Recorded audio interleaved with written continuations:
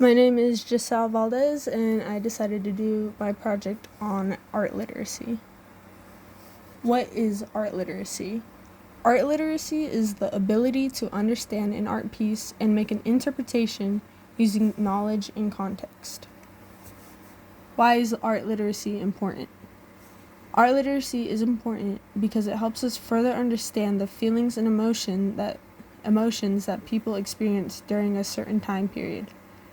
It also provides additional information on how our history used to be compared to modern day society. How to dictate what an art piece means. Art has no single right answer. Interpretation is largely based on the viewer. Depending on the knowledge of the context, emotional state, and personal experience, different meanings and themes may be expressed. Some helpful tips to come to a reasonable conclusion is looking at the expressions of the characters, the color palette, the weather, the background, and the history.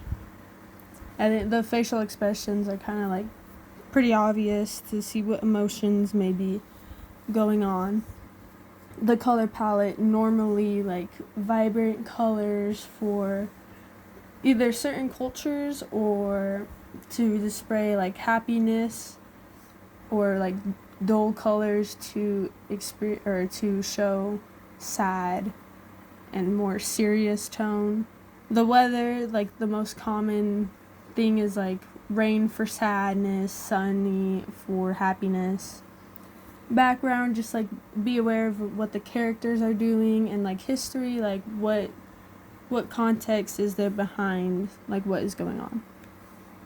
The first piece we're looking at is the Henry Ford Hospital, The Flying Bed, made by Frida Kahlo in 1932. The artwork showcases Frida Kahlo's struggle through her miscarriage.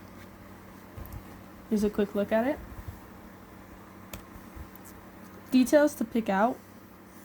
The male fetus represents what she lost and how she longs for her motherhood. The snail represents slow pains of miscarriage and medical procedures.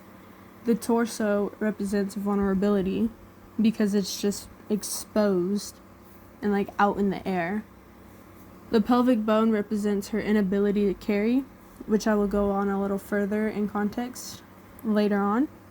The orchid represents being fragile because flowers are very fragile, and this could also probably mean vulnerability as well, because it's not like rooted into anything, it's just out, so it's like vulnerable to dying. The machine represents like the treatment that she's going through. Some more is the woman is Frida Kahlo. She is naked, and it shows how raw and vulnerable she is. Like that was kind of her personal choice to make herself be exposed out to viewers seeing this. The red lines are like the red lines is like the connection to her burdens. It's like she can't let go because it's kind of connected to her hand, and like probably where like her stump, probably where she got like. The bed shows her confinement and dependency to the Henry Ford Hospital, and the city shows her disconnection from the industries. Because this new world was becoming more colder and like more industrialized, I think she wanted to separate herself from that new type of world and make her own, which is more, looks more like nature centered and more cleared. Like maybe she wants to be more clarified and pure, or not pure, but like cleansed from like all the pollution going on. So more context on the pelvic bone is that at the age of 18, Frida Kahlo got into a train accident, and she was impaled with a metal rail, resulting in many fractures and a shattered pelvis and other injuries in her shoulder and foot, which is also the reason why it's hard for her to carry, because it messed up her uterus and she's been having to get multiple medical procedures to maintain. The second art piece we're looking at is the assembly line, made by Diego Rivera in throughout 1932 to 33. The mural shows workers in an assembly line at Motor Company's River Road plant. Just a quick look at it. Okay. The crowded workspace shows overwhelming stress and demand. And also the faceless workers.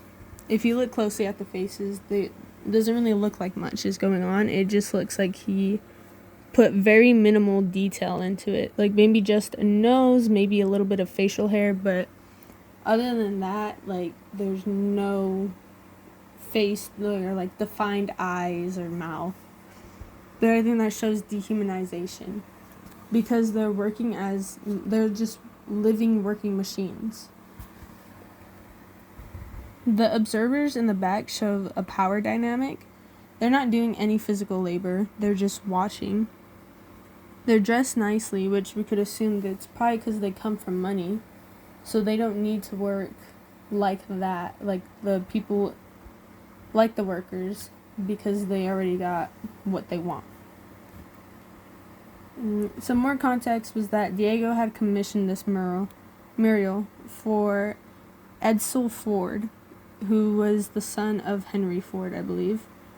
And he wanted to celebrate industrial achievements. It was made to honor and bring awareness to the working class of the hard work that went into assembly lines. Which it was used to celebrate and like honor them, but it was also a way to kind of critique like the little things of assembly lines or like big businesses like this who treat their workers as nothing, as just an extension of a machine. The third art piece we're going to look at is called America Today, made by Thomas Hart Benton in the 1930s. The mural is represent to capture the high spirits of industrialization. Here's a quick look at it. And then at the top we can see that there's businessmen, and I believe that shows like the start of the Great Depression. And the hands are kind of people like being desperate, trying to search for something to like depress their nervous system, and I believe that like that's alcohol that they're reaching for. And there's an acrobat in the top right corner, and that represents the entertainment industry and how big that is going to be, like how big and important that's going to be. She kind of looks like an angel, I would say, or like she's kind of reaching her hand out, and it kind of just reminds me of like trying to like be a savior, because this was during the Great Depression. And we can see that these are contrasting components next to each other. So I think that kind of plays into wanting, or like contrasting components, showing that there is like balance going on between, even though like the economic state was bad, that they were trying to find a way to break through and have good morale. More entertainment, like the movies. The movies were affordable and they boosted morale. And there was drinking and socializing and jazz to try to create this uplifting and lively mood. Another detail is the family shown educating their child. I believe this kind of like shows that they want hope for their child's future, and that they kind of just want him to have a better future than what they have right now. Like to be more than just the working man and not to be struggling. And also, like, it looks like they're doing multiplication, like 6 times 7 in the background. And to me, he kind of looks a little too young to be doing multiplication. He may not be, but I think I kind of interpret that as, like, them wanting him to be ahead in life. Like, always be a few steps ahead. So that unpredictability isn't that altering to you. Okay? And then the poster showing, like, the right to vote, so that the politicians, like, they're trying to help change the economy, like, they're doing whatever they can. The overall message is that art literacy is an important skill to have because art has many messages hidden in or in plain sight about its current time period.